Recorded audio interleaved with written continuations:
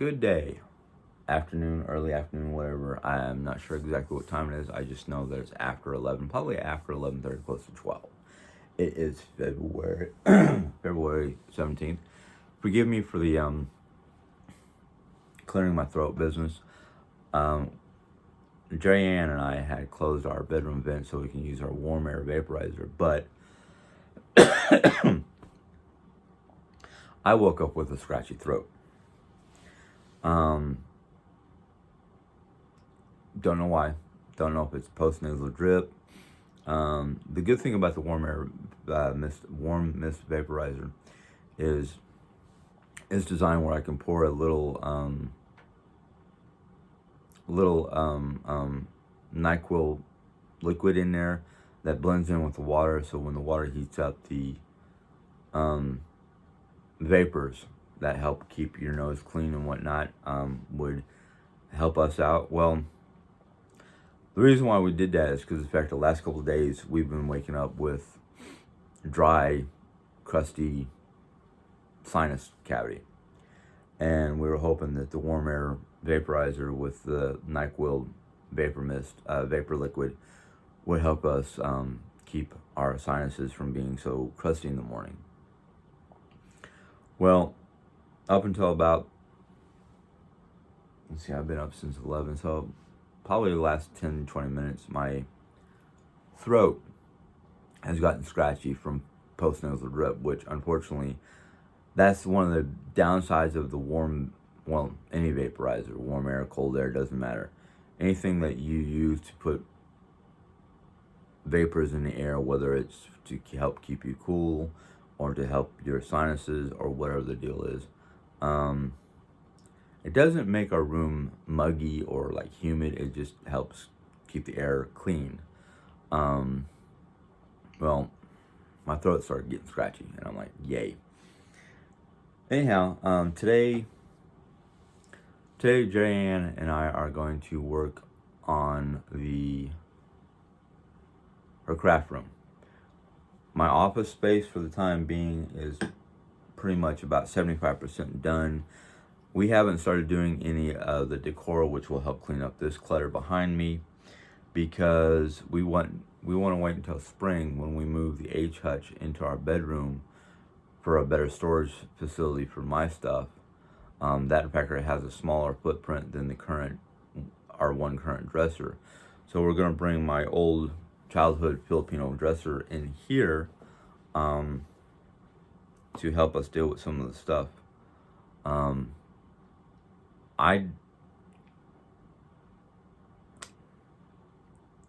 don't want to be negative, but with all the glassware and all the stuff that we have in the big H hutch, I don't know how she's going to do it, but she's got the vision. I'm just going to let her run with it and just do what I can without being a naysayer.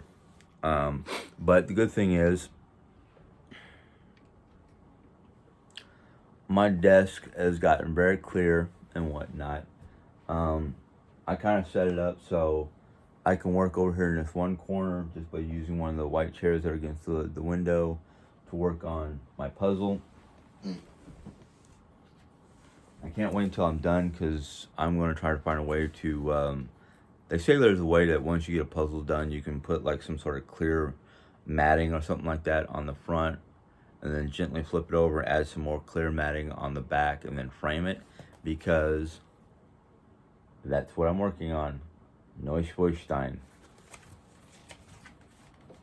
I was going to work on another puzzle, but after I got it done, I found out that somehow a couple pieces were missing out of the puzzle, and it would have been a beautiful puzzle of two wolves on a snowy background. Yeah. I don't know what happened to the puzzle pieces, if they got lost, thrown away, or weren't even in the box. That's one of the downsides of some puzzles, is sometimes you don't find pieces in your box. But as you can tell, the top shelf the top shelf is empty. It's a light up H. It has a light up little lantern, one of my little crows in the background, and a mug. I'm gonna bring that mug down. Actually, I'm going to bring two different pieces down. And then turn this towards me again. I found this mug looking through some of the stuff in my H cabinet because we were trying to rearrange it so we can get more glassware in there to clear off the buffet. That's why I don't know if her plan is going to work, but I'm going to let her run with it. This is a souvenir mug. It can be used. It's ceramic. But I don't want to use it because I don't want this to fade off. Like, this coffee cup used to have a logo for a German restaurant in Mesa, Arizona called, oh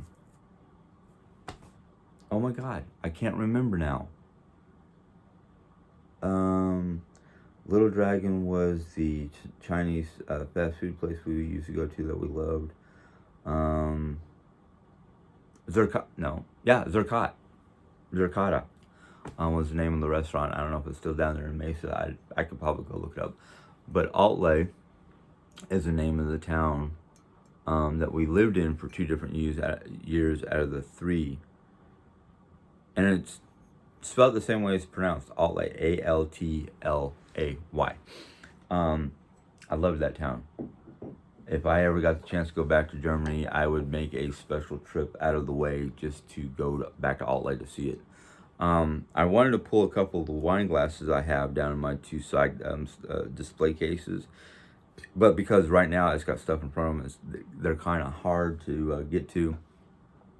But there is a little shot glass of from down there from Altley. There's various castles I went to, Kokum, Bergeltz, a few other of them I can't remember off the top of my head. Kokum and Bergeltz were the 2 that I liked the most.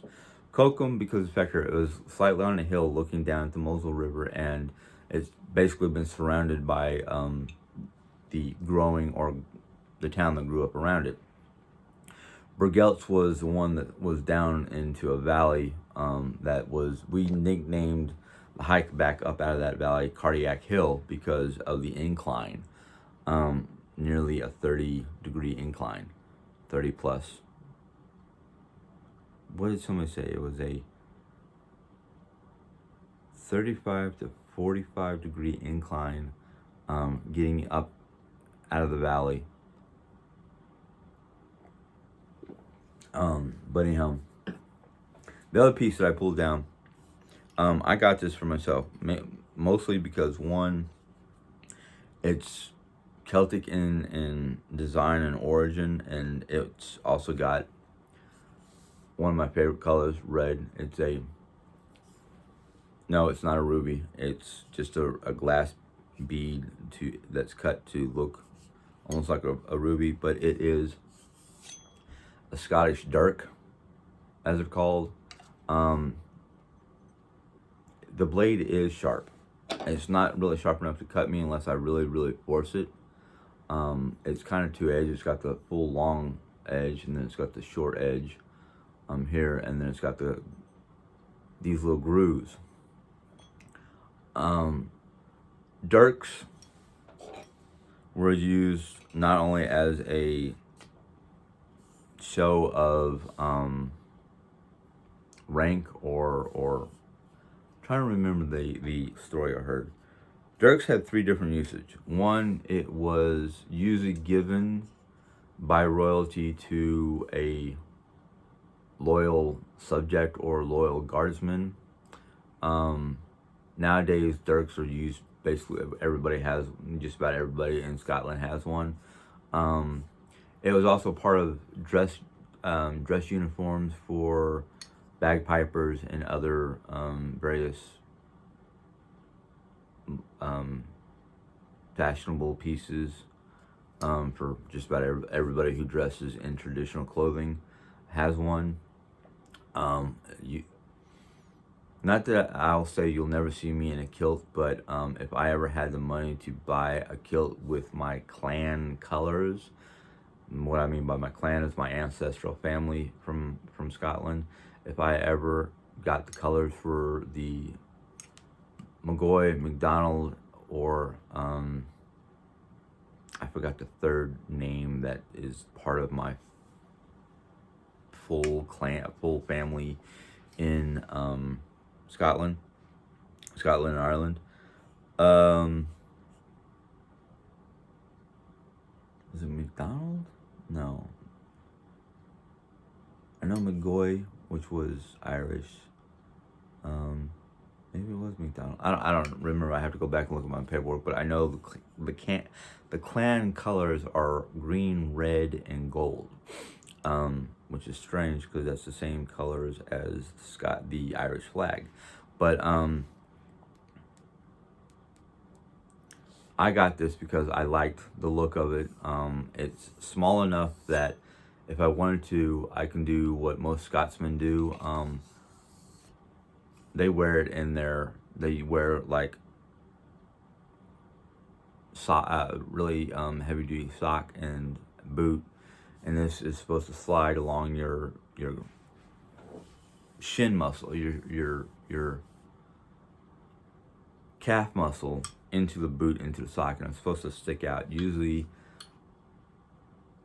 I can't remember if it was usually on the inside or outside, but for the most part, as a weapon, it's used mostly for defensive, because I'm pretty sure if I rammed it into the soft underbelly of my victim, or my attacker in this case, it would do some serious damage.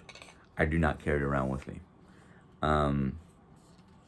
I may, depending on how I dress on St. Patty's Day, have it on me. But for the most part, I got it more for decorative. So it usually just sits on a shelf someplace. Jerry actually made me a box, which I wanted to bring in here, that I had it sitting in, and it took up, it sat like this in the box because the box wasn't bigger than this. But that is one of 3 blades. I'm just going to say blades that I've accumulated over the last 20 years. 2 of them are dull as can be, but they're Celtic swords. One's a Celtic broadsword, the other one is a Celtic short sword. They're hanging up in the craft room, which I wonder if I can bring them in here and hang them up. That would kind of be pretty neat in my book. But hopefully here shortly in the next week or so, I can get to the wine glasses and take a photo or something so you can see all the different wine glasses I have from Germany. I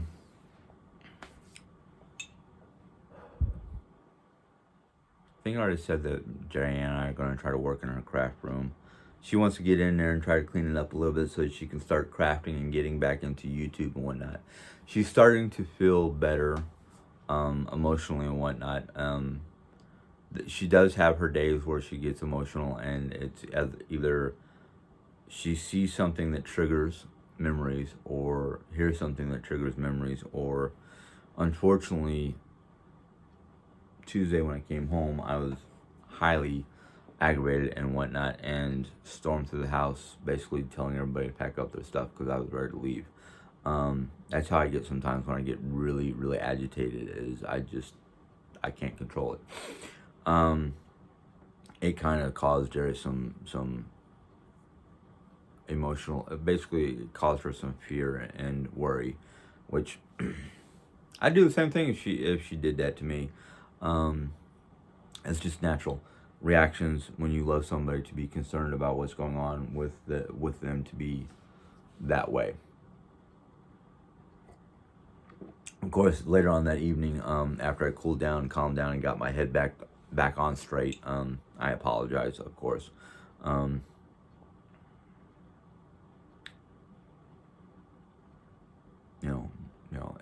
Hey, all I can say is, for me anyhow, I don't know about anybody else, but when that happens to me, and once I get my head screwed on, I realize, you screwed up, go apologize, that kind of thing, and I do. Unless it's something that I just feel that it doesn't need an apology, it just needs an explanation. But I explained and apologized because that's who I am. For as angry and aggressive as I can get, for the most part, and Jerry Ann can attest to this, I'm just a teddy bear. I mean, I'm a mush. I get mushy. I get I get emotional. And I show my emotions. I learned a long time ago, back in my teens, and which caused me to have 3 different 30-day stays in psychiatric hospitals. And one of the biggest things I learned from not only my fellow patients in the 30-day rehab, 30-day psychological rehab hospital, is between my fellow the other people in the hospital, plus the medical workers and whatnot. One of the biggest things I learned was do not bottle up your emotions. There is a time and place to let them out, and if you do let them out in front of family and friends, apologize for the situation. But I'd rather get mad and let it out, and then apologize to whoever happens to be in the area, if they're still in the area when I calm down, than hold them in and become so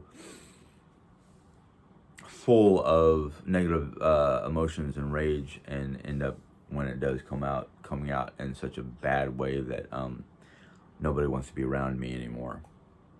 I've had that happen once or twice before I learned that lesson.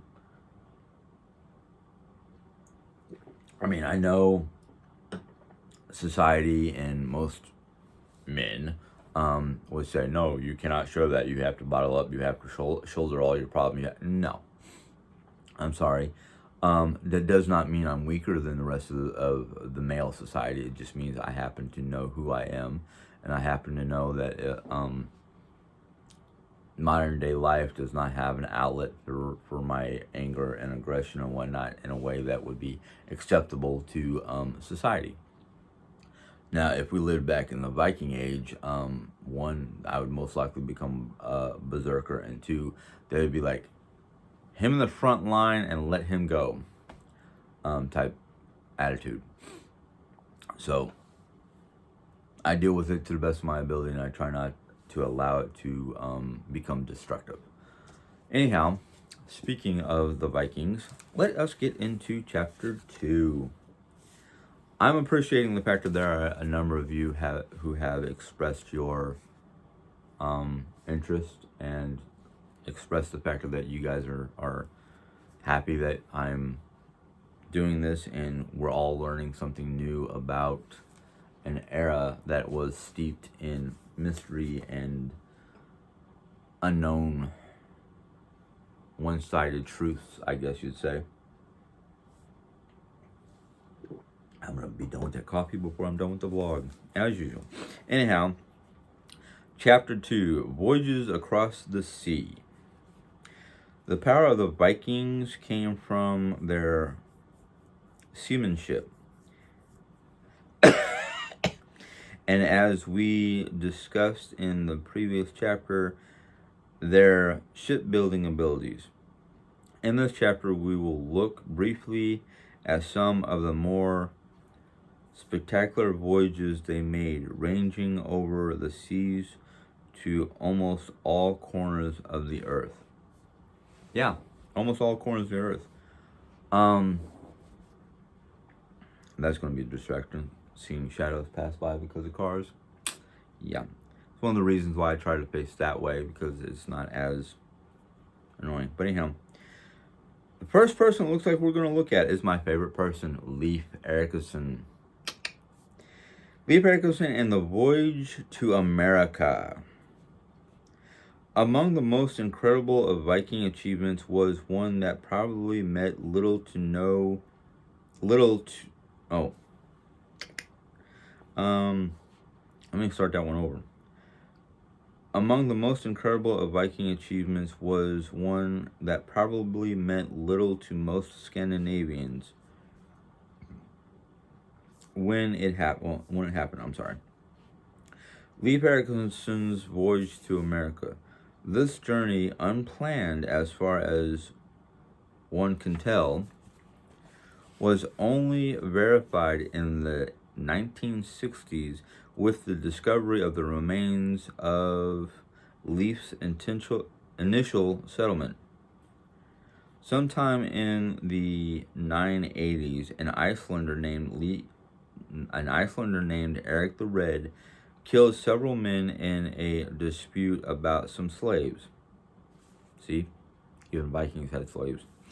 Don't condone it, but it was just part of their history. Eric had a violent heritage. Okay, they're talking about Eric the Red. Sorry, I had to figure that one out. Eric had a violent heritage. His father, Thorvald, hopefully I'm pronouncing that right, had come to Iceland fleeing Norway when he had killed a neighbor. Icelandic society might have levied one of several penalties against Eric. His property could be confiscated, and he could be forced to live apart from society. The term for this is,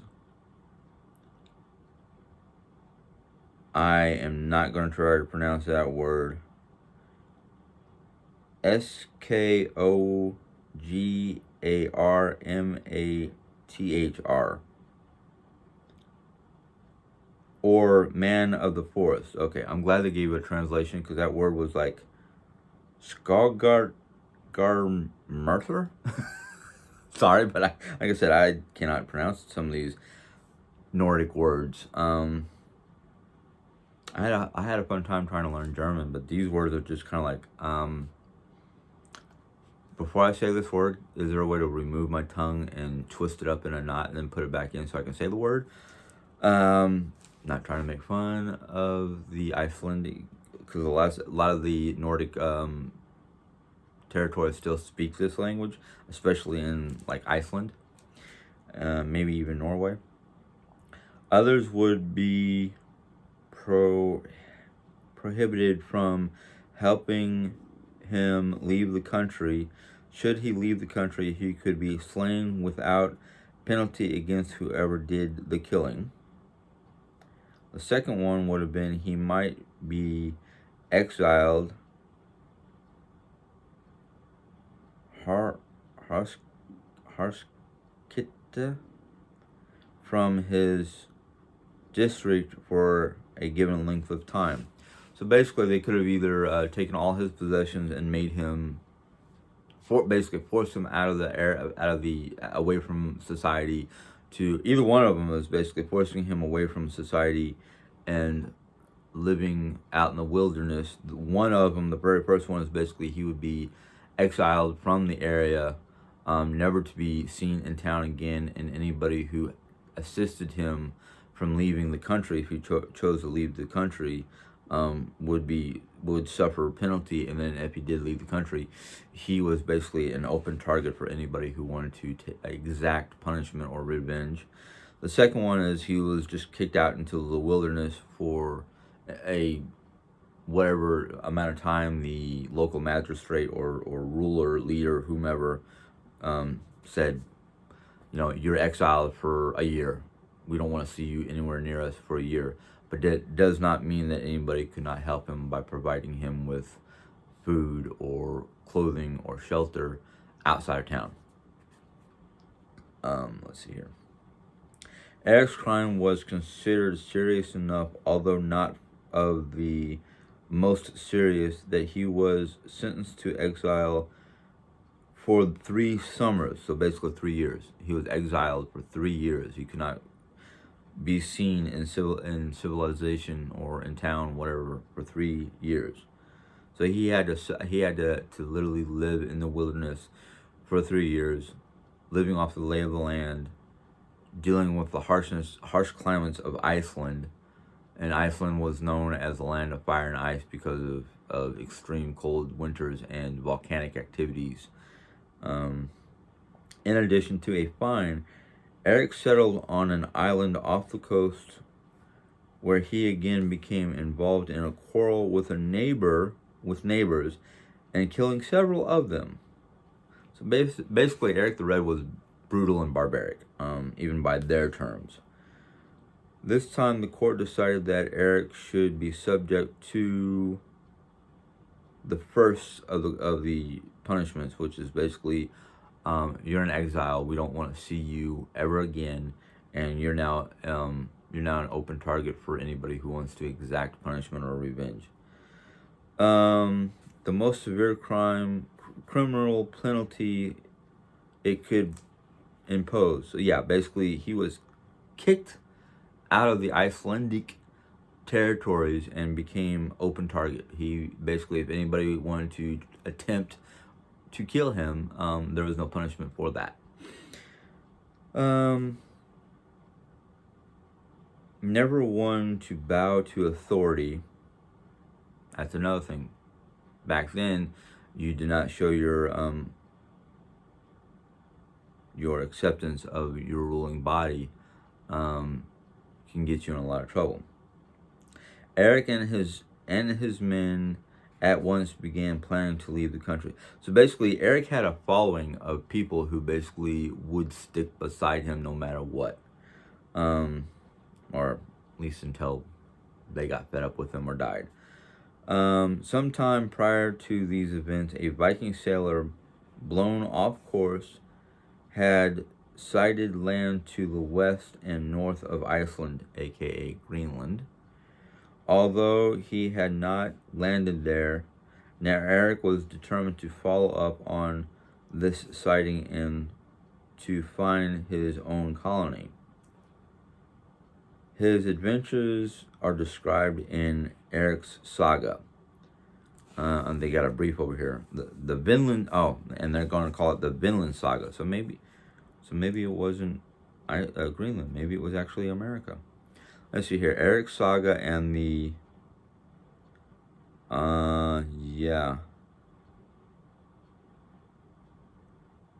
Gerlendinga saga, hopefully I pronounced that right, are collectively known as the Vinland saga. They were composed separately sometime in the 13th century, although scholars believe they are based on an earlier oral tradition. Let me finish this and I'll talk about oral traditions. Since there are less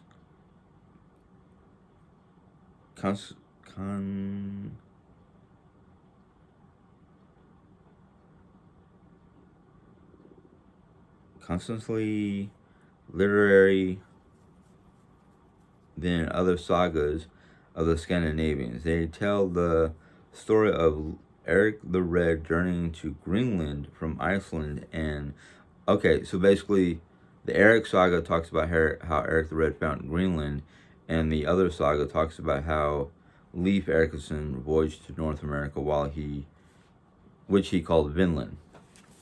All right, back in the day when oral tradition was, or oral, when they called it oral tradition, but back before writing, basically back before the Nordic people started leaving information about their lives in actual writing,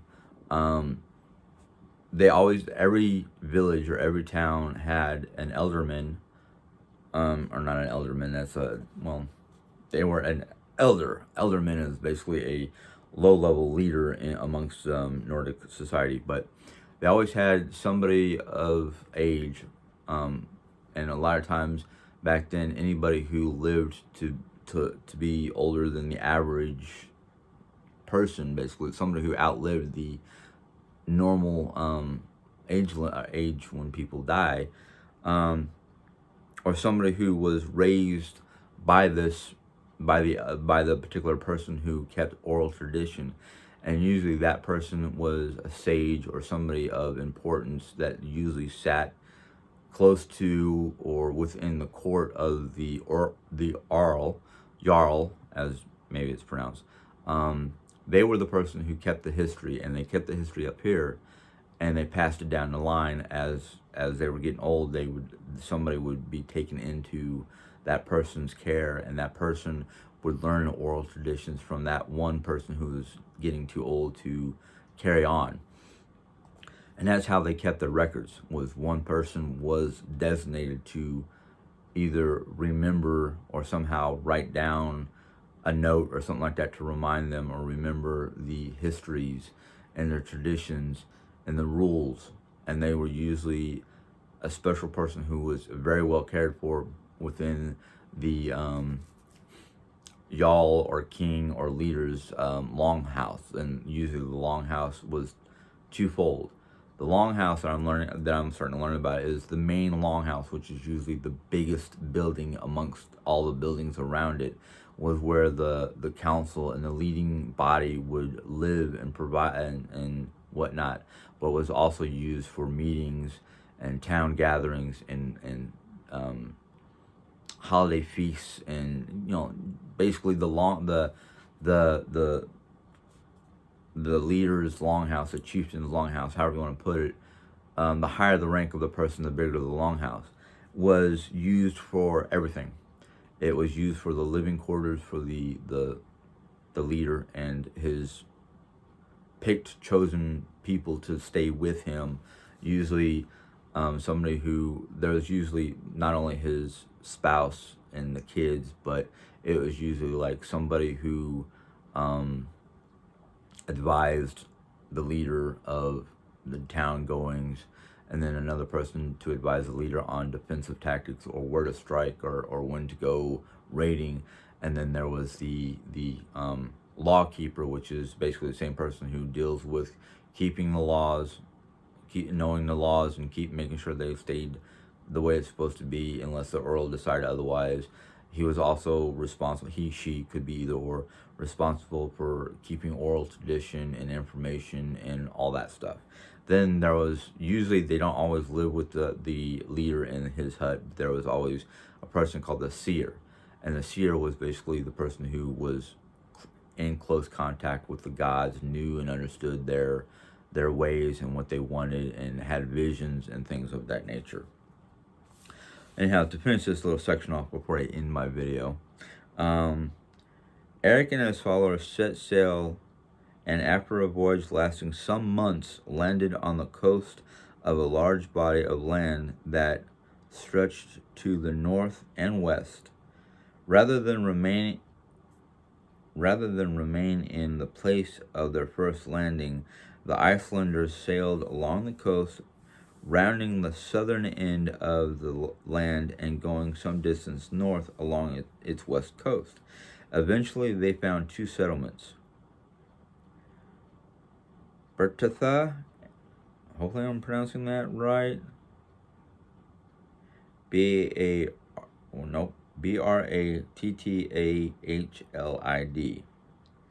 at the southern end of what we now call Greenland, and Lesefjord further north. Again, hopefully I'm pronouncing those two towns or those two settlements correctly. I'm going to go ahead and end it here, and then tomorrow we're going to get to read about Leif Erickson and Vinland, which is part of Leif's saga. But yeah, back then, the only high crimes that they had back then were basically wholesale murder of your own people, and anything, any crime that you might commit against the Jarl or the leading body of your village, your community. There's only been a couple stories, and I think Eric read was part of one of the stories where that the person that they basically executed committed a high crime or a high treason against the ruler. Like, if you've ever watched the movie Vikings, or not the movie, the History Channel's series called The Vikings, dealing with Ragnar Lothbrok is the main character, and I think it's supposed to be like his saga or something like that. But there was an episode or a series of episodes where Ragnar and a group of his people left their homeland to go raiding in England. The heck?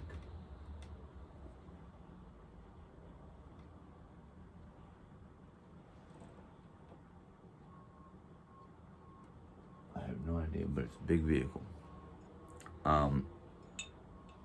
But what happened was, while Ragnar and his raiding party went to England, a nearby jarl, or leader, decided that he wanted to take over Ragnar's home.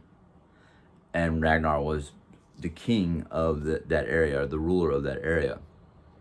Now, what happened before this was the king of Norway had made a pact or an agreement with various other leaders in that area to go to England to basically try to, conquer a section of England and call it their own. So they had easier access to England without having to go in there and find new places to land. And this one particular ruler, it was decided he was not trustworthy enough to go with him. And to exact his revenge, he took it out on Ragnar and tried to capture and conquer and take over Ragnar's area. And when Ragnar got back, found out about it, it was decided by Ragnar and the king of Norway that this particular person committed a high treason crime. And his punishment was the blood eagle. He would have to suffer going through a blood eagle, which is basically a death sentence. Now, if you choose not to watch the show, that's fine and dandy, but I'm going to tell you what a blood eagle is. It's not fun, it's not pretty, and it sounds very painful. But the story behind a blood eagle, which is basically death. It's not just a simple cut your head off or string you up until you die. It's an agonizing, gruesome, painful death, because what they do is they strap you down to a yoke like this, and you're facing forward. And the person who's your executioner comes up behind you with a set of tools. A very sharp knife, a very sharp set of axes in his bare hands. And what they do is they slice you across your shoulder blades and down your spine, and they pull that skin back. Then they take the hatchets and they crack your rib cage along your spine and spread your rib cage open. And if you happen to live through that part, the worst of it is they take your lungs and flip them over your shoulders to look like wings. I read the stories. I seen that episode in Vikings, and I went, oh man, that had to be the worst punishment for a very high level crime. Treason is considered a high level crime anywhere in the world, even to this day. I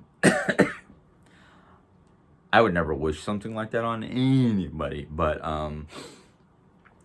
not only does it get the point across to anybody who wants to commit a high treason crime, but it also is literally, yeah. And the thing is, the worst ways to die in Nordic history, besides the blood eagle, is having your head decapitated, or being exiled. Granted, being exiled, you have a better chance of redeeming yourself in the eyes of the Nordic gods. In fact, most Norsemen back then would prefer to either die on the field of battle, because that's a guaranteed entrance into Valhalla. Basically, guaranteed entrance into Valhalla, according to legend and lore, is basically dying in battle, dying an honorable death, or upholding the honor of the people. So basically, if you keep your honor and you uphold your honor and you do honorable deeds, whether it's dying in combat, dying for your people, dying for a noble, worthy cause, you're guaranteed to go to Valhalla. But if you basically die without your weapon in hand or executed in any way, shape, or form, it's a guaranteed one-way ticket to Helheim, which is basically the Nordic version of hell.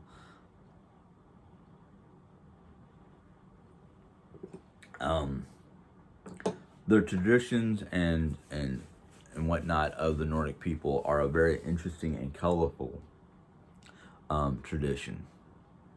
It's full of stories of honorable deeds and heroic people, men and women, and a lot of other different bits and pieces of information I've been gaining. One thing, and this is for if the men have been watching, if the ladies have been getting the men to watch these videos about the Viking people, awesome. Nellie, I think she was telling me it was either Nellie or Sheila, one of the two, because they talked the most. They talked to me the most. It might have been somebody else. I just don't recognize the name. But one of you, the viewers, had told me that doing this right now is very interesting because your whole family is interested in it because your whole family either knows or found out that you have Nordic background of one form or another. One thing I recently learned is the Celts and the Norsemen, are almost, they're very well interwoven in their, not their beliefs and whatnot, but their traditions and their lifestyle. Actually, somebody told me that Celtic, the idealism or the Celtic Empire, is also part of or became part of the Nordic Empire, that they had similarities or something. I can't remember what it was. But I recently read, not in this book that I'm reading now, but I read in previous articles and whatnot about shield maidens. And I want to talk about the shield maidens real quick before I end this. And I know this is going to be a good 15-minute video, and I'm sorry. Shield maidens are an integral part of Nordic society. Now, as it sounds, shield maiden, maiden being a woman, shield being a shield. Shield maidens were the women or female warriors that went with the men on raids and whatnot. And for the most part, if they weren't actually on the battlefield, like there were a lot of women who went and were on the battlefield. Sometimes a group of women would stay back with the settlement or encampment to help protect those who were not fighters, because sometimes a group of people came with the raiders to help provide certain services, like keeping the food going, keeping the hearth going, gathering materials and whatnot to build up the settlement or build up the encampment. And a lot of times it was women. Not trying to belittle women, because a lot of times there were older men or younger boys who weren't prepared for battle. They just came with their fathers and whatnot, or their mothers, to watch over the encampment. They were strong enough and capable enough to protect the encampment, but they weren't quite ready for an actual full-blown battle. Now, the shield maidens, a lot of times on the battlefield, did defensive tactics. Basically, they would help with the shield wall, holding up the shield, bracing behind the men to keep the shield wall stable, holding on to spears that stuck out of the shield wall, or using bow and arrow to launch a bombardment of arrows over their menfolk or the shield wall. Women on the battlefield did provide a lot of assistance, a lot of support, but there are stories about women warriors, Nordic women warriors, who were as deadly, as bloody, as vicious as the men could be on the battlefield. And that's one of the things about Nordic society that always intrigued me, was how the men and women were equal in every aspect. They were very well interlinked in their society. Even if the women did not go out on raids and whatnot, they stayed home.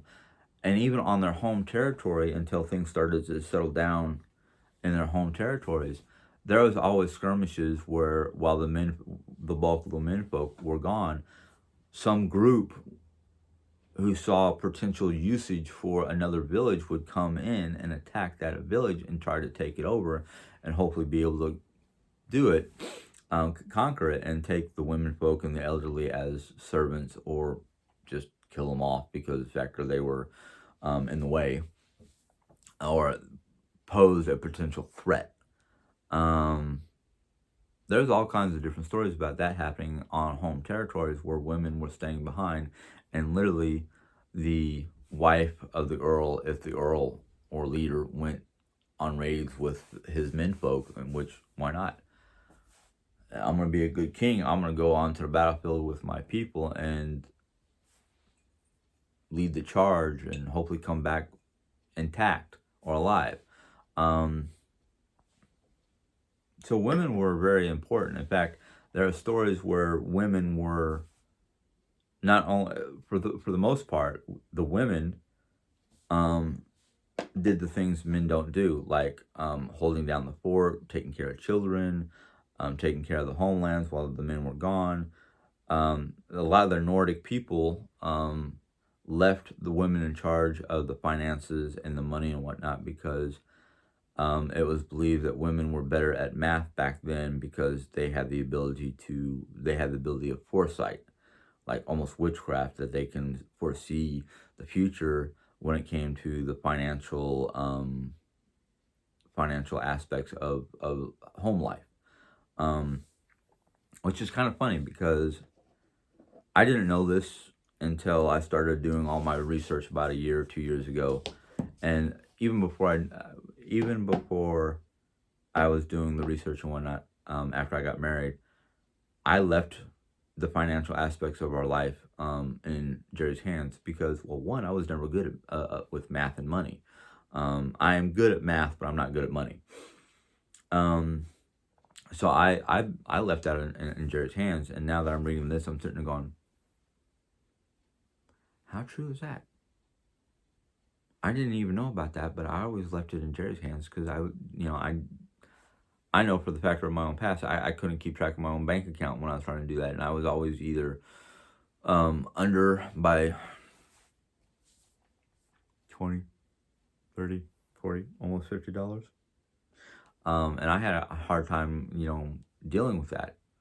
And I would either A, ask mom for help, or B, just hope to God my next paycheck would balance it out, and hopefully I didn't overspend. Of course, back then, before I got married, I was living, and I know this sounds bad, but I was living practically rent free. So whatever money I had coming in was basically me spending it on whatever. Actually, I shouldn't say that. I think I was giving probably about half of my paycheck to mom, but the other half was going to whatever. But anyhow, it just, some of the things that I've been reading about when it comes to Nordic women, especially the Nordic women and they're part of Nordic society. And I'm just like, okay, shield maidens. Okay, I understand what shield maidens are and what their purpose was.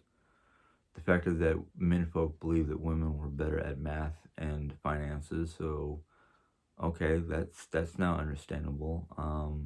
The factor that if back in those days, here in Anglo or Saxon or modern day America, or not modern day America, but America before the 1900s, it was believed by most people that women couldn't take care of anything. They couldn't take care of a ranch. They couldn't take care of a home. They couldn't take care of money. Women were just around for taking care of the house and babies. That was even a belief with Anglo-Saxons before the Norse came. The Norse, before they even started attacking England and raiding England and up and down the coastline, Nordic people were the opposite. There was one story I read briefly that after they started raiding England, a woman lost her husband in a raid. And everybody was like, we're sorry it happened. What can we do to help? But at the same time, they weren't going to come and take over and say, you have to have a husband to run this farm. You're no longer you're basically somebody's servant. No. They had something, what they called free women.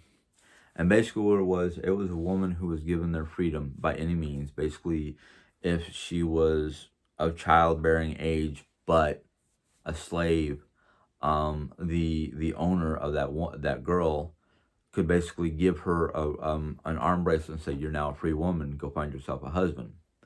In the case of a widow, it was like, here's your husband's armband. You're now a free woman.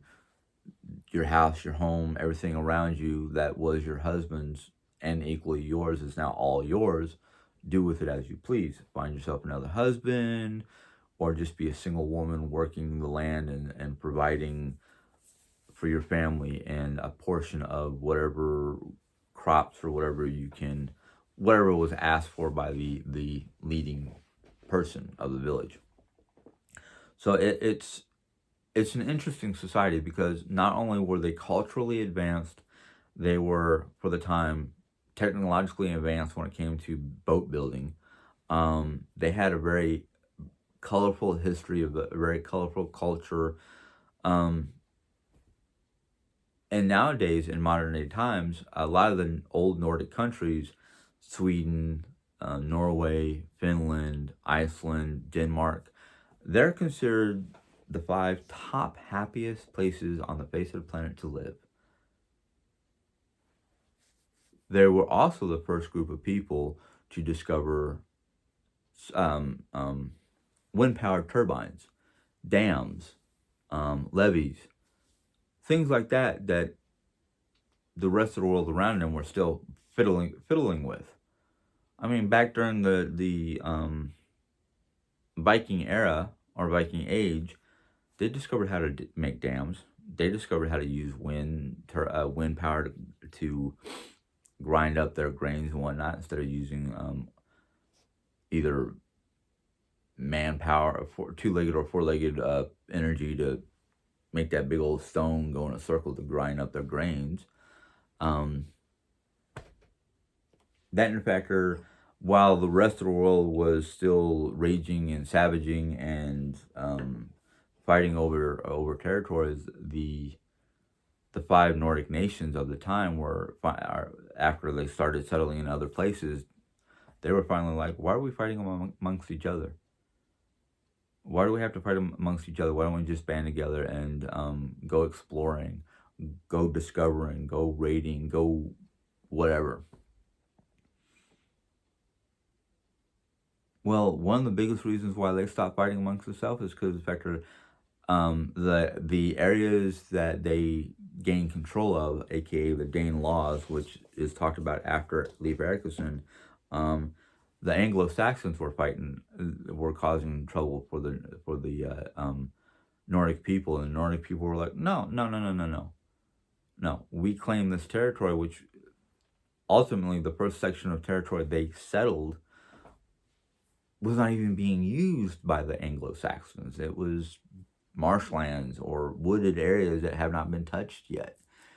Okay, yeah, the Nordic people wanted to spread further into Britain and whatnot and attempted to conquer the whole British territory, the whole island of Britain, which is now called the UK. So it was like, you know what? No. We're not going to let some puny little people who don't take care of themselves properly push us back. And then they got to the point where when things started settling down, they started exploring the rest of the world and went into the Baltics, the Black Sea, the Adriatic Sea, Istanbul, Greenland, North America. Discovered a part of the world that at the time, one, they didn't even think, nobody thought nobody thought it existed. Everybody thought the world was flat. 2, nobody had the ships or guts to try to sail the North Sea. But anyhow, that is my video for today. I am sorry that it's almost an hour long. If you enjoyed this video, give it a thumbs up. If you have any questions or comments, go ahead and put them in the comment section. Again, I'm sorry it's a long video. I get excited and long-winded when it comes to stuff that I'm interested in. If you're a new viewer and you like this video and go back and watch any of my other videos, go ahead and hit that subscribe button so you'll become a member of my channel, and then hit the little bell so YouTube will let you know when I put in a new video. Until next time, Have a good day. Bye.